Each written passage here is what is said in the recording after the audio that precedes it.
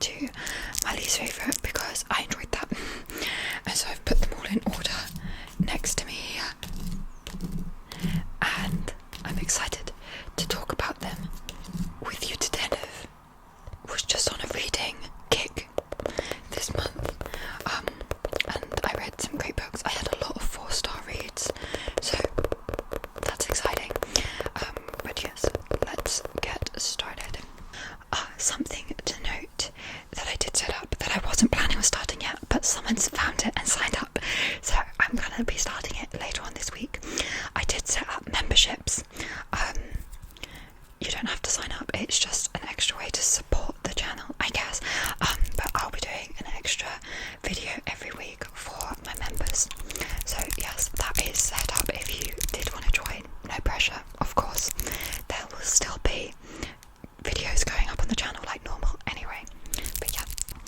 Okay. My 1 5-star read from June, and like no one is gonna be surprised, was Atmosphere by Taylor Jenkins Reid, which is the new Taylor Jenkins Reid book that came out in June. Atmosphere, a love story by Taylor Jenkins Reid. This is the Waterstones exclusive. It's very pretty. It's also signed, which I am excited about. But I loved this. It is just a classic Taylor Jenkins Reid.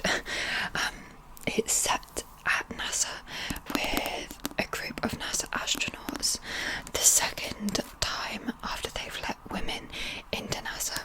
So we are following Joan, who is a female NASA astronaut. We've got a past and a present timeline. In chapter 1, we are in the present timeline, and we learn about a very dramatic incident that takes place up in space on a mission.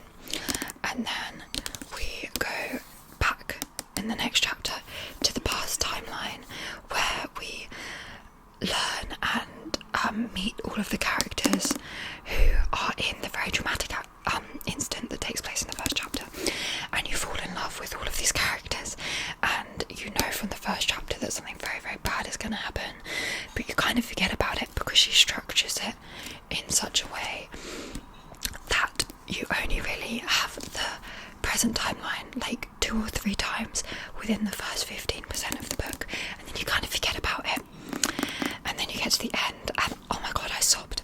I was crying so hard I couldn't see the page.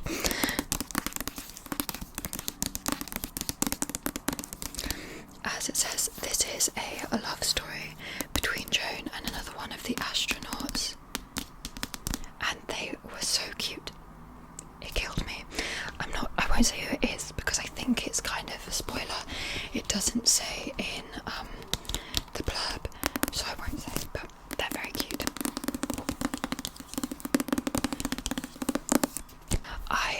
I'm just always so impressed by how well researched Taylor Jenkins Reid books are. Like, you can tell the amount of just reading that she's done, people she's talked to create such a well-rounded book. Very well done. This one is actually not connected. All of her other books are connected to each other. They have characters that pop up. This one does not. This one is on its own. But yeah, I gave this one 5 stars. Loved it.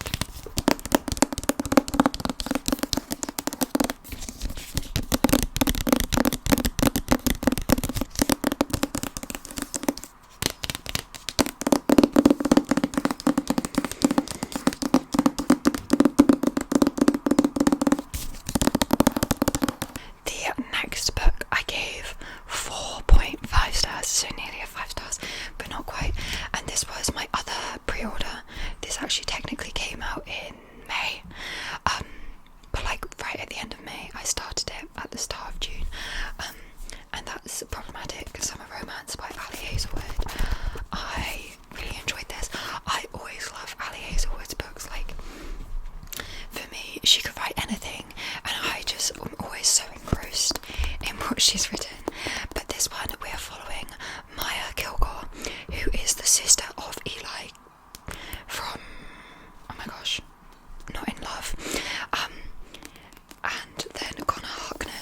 is Eli's best friend. It's set in Italy at a destination wedding for Eli and what's her name? From Not in Love, Rue. Eli and Rue. It's got that Italy setting, and as I said, we're following Maya and Connor. Maya has always had a huge crush on Connor, and they had this kind of almost one night stand, but they didn't have a one night stand, where they formed this really, really close friendship, and then Connor gets in a new relationship and basically cuts Maya out of his life, and then they meet again at this wedding. There is an age gap between the two of them. Maya is 23 and Eli, her brother, and Connor is 38. And the main conflict of the book is that Connor feels uncomfortable with their age gap.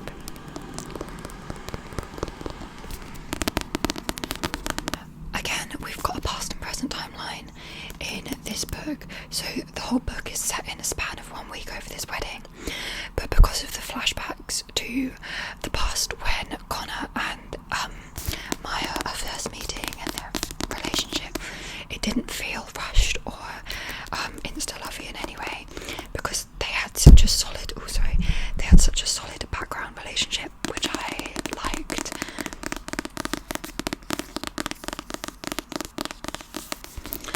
Maya was a very, very funny character. I really liked her. I really liked Connor as well. It got a little bit annoying with how obsessed he was about their age gap. It got to a certain point when I'm like, okay, either get together and get over it, or decide you can't get over it and don't get together. But that was why I dropped it down to 4.5, because I found it a little bit annoying.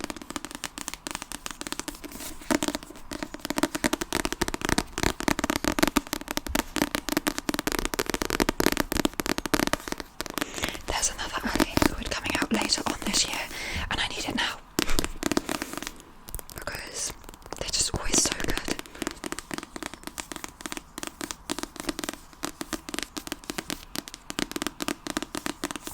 But this one is technically a sequel to Not in Love, so you do actually need to read Not in Love first. Well, you could not, but you'd get a lot more out of it. So this was the second book that I am talking about today. The next one I gave 4 stars, so we're now into my 5 books that I gave 4 stars. There's a plane, so we're just going to let it go past. One is a little bit of a random one that someone at work had sent to them and decided that they didn't want, or actually I think it just turned out he had 2 copies, but he gave it to me back at the start of the year, and it was one that I thought oh, I'll never get to that, but it was on Kindle Unlimited, so I downloaded it and I read it, and I loved it, so I'm really glad that I read it. And that was A Cruel Thirst by Angela Montoya. This one is a YA historical vampire book that's enemies to lovers with a fake relationship. We're following Carolina, who is a vampire hunter from basically the oldest, most prolific vampire hunting family, and Lalo, who is a vampire, but a reluctant vampire. His parents were killed by vampires, and he went to hunt down the vampire who killed his parents and got turned into a vampire in the process. So he's moved with his sister to the town that Carolina lives in because he believes that the cure for vampirism is there. And whilst he's there, he meets Carolina, and they basically have to form this fake relationship because Carolina's family wants to marry her off to some dude that she doesn't want to marry, and so she says, no, I'm engaged to Lalo. Obviously she's a vampire hunter, so they start off as enemies, but she realises that he's actually a good person and helps him in attempting to find the cure for vampirism. A really fun element of this book is it doesn't say where, but it's set in a Spanish-speaking country, and so the author has integrated some Spanish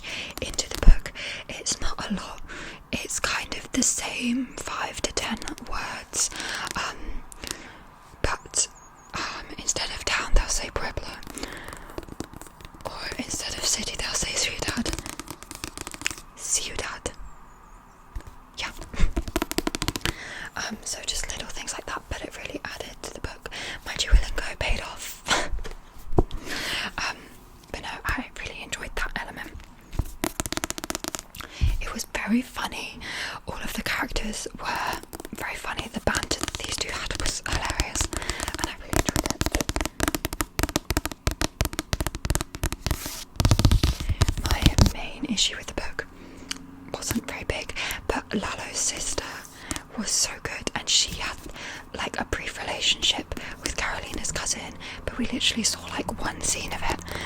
There's another plane. But yes, I gave this 4 stars.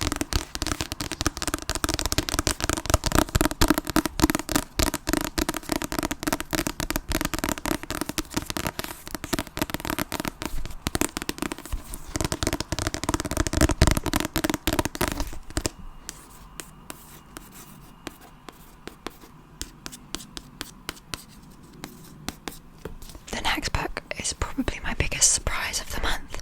I again gave it 4 stars. It wasn't one that I was thinking like I'm gonna really like it. It's just one I was interested in and I liked the cover.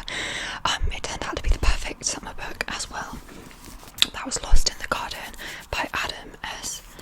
Leslie, which is set in the English countryside in like eternal summer. And it's just a very strange fever dream of a book. There's lots of elements to it. It's technically it's horror, but it's more folk horror, so it's not actually scary. It's just unnerving. But we're half set in this town, following Heather, who is just this crazy girl, and there's these ghosts that are basically everyone who dies has come back to life, but they're not zombies. They call them ghosts. They kill people, but they are kind of just there. They just walk around doing nothing, having no thoughts. They don't speak, but they kill you if you get too close to them. And there's this town called Almonby, which everyone is always told like don't go to Almonby. They don't know why, just that it's dangerous. But we're following 3 girls, Heather, Antonia and Rachel, on their journey to Almonby. They all have different reasons for going. Heather wants to go because her boyfriend went a couple months ago and hasn't come back, so she wants to find him. Rachel is delivering this package, and Antonia is deeply in love with Heather and so wants to go to like strike up a relationship with her. And the whole book is basically half their journey to Almonby, and then the other half is when they get to Almonby and just the weird stuff that happens there. And this was just the strangest fever dream of a book. Like, I have no idea what happened. You're definitely not meant to know what's happening. But it's very well done. Perfect to be reading during the UK heat wave. It's like 10 o'clock right now and 30 degrees. So I was reading this when it was like 34 degrees. So that was great because this was such a, basically an eternal heat wave in the UK. The characters were great. One thing I thought was really well done is like minor things that would happen as like a sentence then became such huge plot points. Like, for example, Heather became obsessed with ice cream. Like, at the start of the book, she says like, oh, it's hot, wouldn't it be nice to get an ice cream? And then by the end of the book, one of like the main things that she's thinking about or talking about is ice cream. Just like constantly, she's obsessed with the idea of getting ice cream, and it's because Almonby is just making her crazy. As I said, like, this wasn't scary, it was just unnerving. Very unsettling. But I've never read anything like it.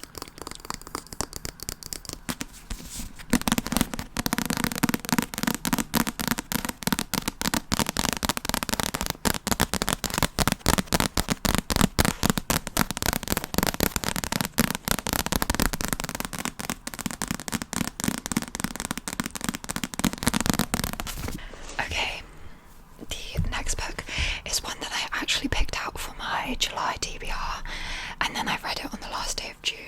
I read it all in one day, and I really enjoyed it. Again, I gave it 4 stars, and that is Sailor Moon by Naoko Takeuchi. I think technically it's called Pretty Guardian Sailor Moon. I enjoyed it though. I gave it 4 stars. It's a manga. I've never read a manga before, and it took me a little while to figure out how to read it. Like, obviously I know you go like back to front for but I was was like, on the page, I was still reading like how we would read, but you read from this corner this way. Once I figured that out, it was great. I really like as well, at the front of the book we've got this coloured photo of like all of the Guardians, which I enjoyed. But the plot of this was fun. We're following a 14-year-old girl who becomes a Guardian, and she has to fight like evil people, and she's looking for the other Guardians as well as this crystal that she's meant to find. It honestly really reminded me of Miraculous Ladybug, that TV show, because I really enjoyed it. Some of the outfits she wears are very questionable. But yeah, it was a lot of fun to read. There's a talking cat in it called Luna, who I loved Luna. She was a gem. I've put my hair up because it's too hot. I'm sweating. Luna, the talking cat, loved her. Yeah, I don't have too much more to say about this one, other than I definitely want to read the rest of the series.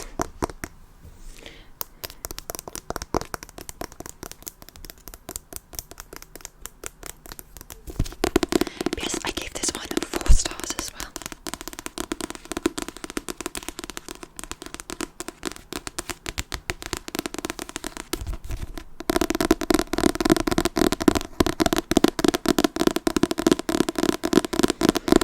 It's one I was so excited to read, and I'd been trying to get to it for a couple of months. I never managed to read it, but now I finally read it, and that's Captain of Fates by Catherine Webber, which is a Twin Crowns book. There's the Twin Crowns trilogy, and this is a standalone book that you could read by itself, but it's definitely better to read after you've read the original trilogy. In Captain of Fates, we're following Marino, who is the brother of Celeste, who is quite a big character in the original trilogy. He also shows up in the original trilogy though. But we're following Marino as he goes on this journey to find a cure for Celeste, who has come down with a sickness. And he travels to this new island that we haven't seen before, so we have a completely new setting with completely new characters. This one has mermaids, and from the original trilogy you know that he's obsessed with the idea of falling in love with a mermaid. So we have mermaids, and we have another love interest on the shore as well. I was quite concerned with this one being only from Catherine Webber. This is the trilogy is written with 2 authors. They're actually sisters-in-law, which is really cool. But this didn't. This worked really well being from one author. You couldn't really tell it. Yeah, I had no qualms with it being from one author. Catherine Doyle, the other author, has actually written another book, the second standalone book from it. So they're both getting a chance to write one. I loved the expansion of the world, the new characters. We had a completely different magic system with the mermaids, which I really enjoyed.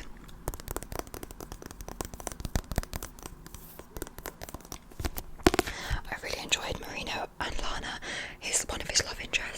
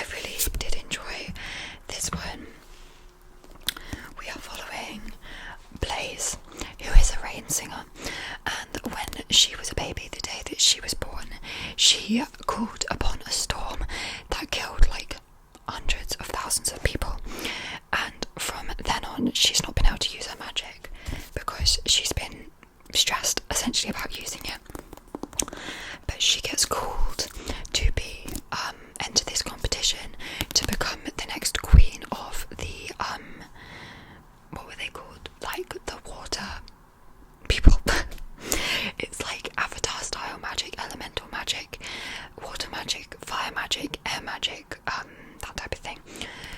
And so it's this competition that's kind of Throne of Glass-esque, with all of the different elemental magics fighting to become the next king or queen of that elemental realm.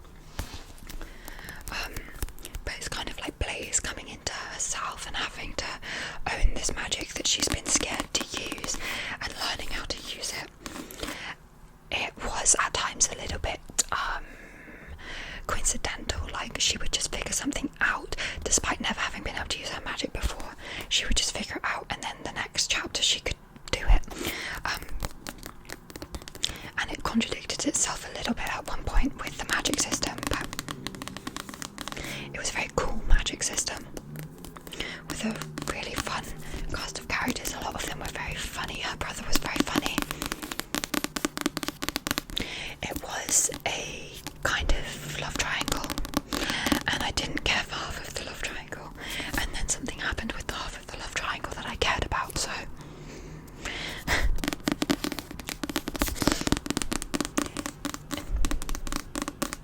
I'm undecided as to whether I will carry this series on. I think it depends how long it takes the next book to come out.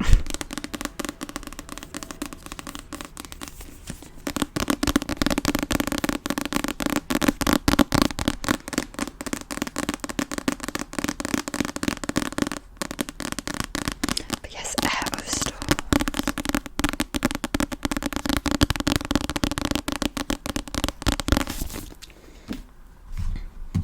Okay, the next book I gave 3 stars, and I read this on Kindle Unlimited as well, and that's B.K. Borison's In the Weeds, which is the sequel to Love Light Farms. This one we're following Beckett, who is the farmer of Love Light Farms, and Evelyn, who is the influencer who comes to Love Light Farms to basically create an ad for them.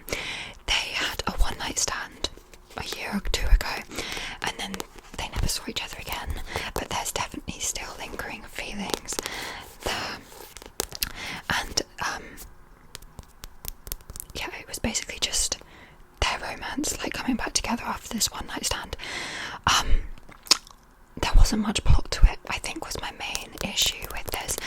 There was not much plot, and there was a massive miscommunication trope at the end, which the author kind of even knew it was miscommunication. Like, she kind of said, like, guys, you just need to speak to each other, and I was like, yeah, just speak to each other. I did really like Evelyn, but she didn't have that much substance, and my man Beckett, he just needed some loop earplugs. I will give him mine.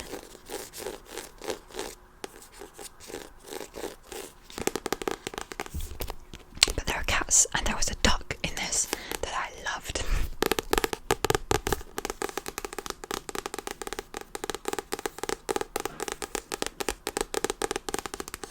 But yeah, I definitely preferred Love Light Farms, but I definitely will continue with the series.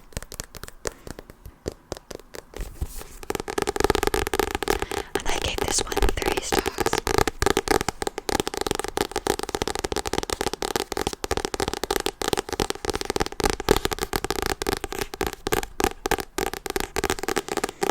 The next book I also gave 3 stars. This was a bit of a random one as well. It's a graphic novel, Lumberchains, by a whole myriad of authors. This is a cute middle grade graphic novel that was just the wildest ride. It's set at this summer camp for girls in a cabin with these 5 girls who just get up to the craziest shit. Basically they'll go out to do just their normal camp stuff, and whilst they're out there they'll like find a monster or something that they'll end up fighting, and then they come back and no one believes them. There was almost, I think, too many main characters, and it was such a short graphic novel that I couldn't keep track of who was who, which, yeah, was a shame. The quests that they were doing were really weird, but it was a lot of fun. That's kind of all I have to say about this one.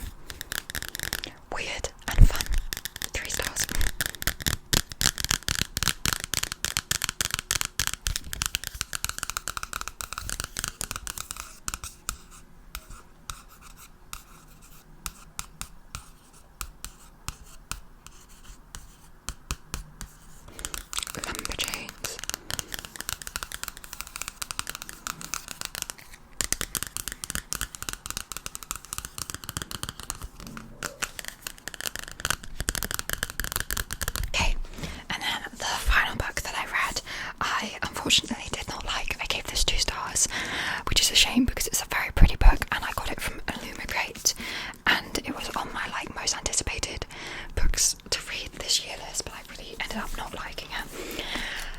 But that was Mistress of Lies by K.M. Enright. Just so much was happening, but none of it was done well. Honestly, I've kind of blocked this book out a little bit. It had a very cool, like, look at that. This is why I wanted to read it.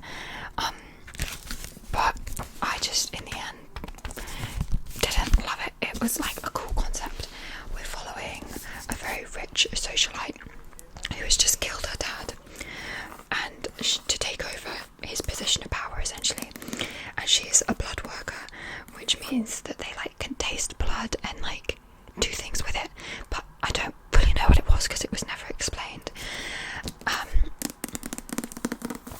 And then we're following Samuel, who is like a peasant, I guess, but it turns out that he's actually a lost like prince, and he gets taken under the control of the king, and Shan, our main female character as well, is like helping him. I don't even know, like there was just so much happening, none of it was done well. The first chapter was really interesting. Like Shan kills her dad in the first chapter and she's established as like this really badass main character, but then from then on out it was all tell and no show. Like we were told she was really cool and really badass, but never shown it. The romance had zero substance. It was actually like a relationship between these 3 characters, Shan, and then Samuel, and then Shan's ex-boyfriend, whose name I can't remember. And like I thought that was going to be cool, but it was so dull and I did not care actually at all, and the magic made no sense. As I said, it was just not fleshed out at all, but it's such a shame because this book is so pretty.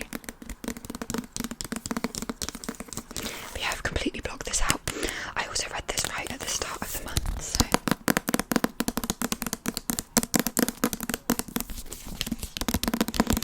honestly this might be one of my least favourite books from the year, so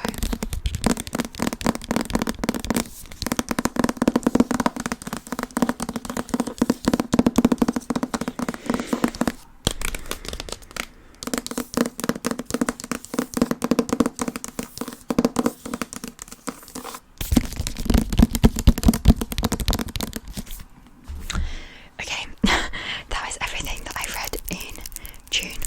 I am now going to go and stand in front of my fridge because I am sweating buckets. But yeah, thank you so much for watching.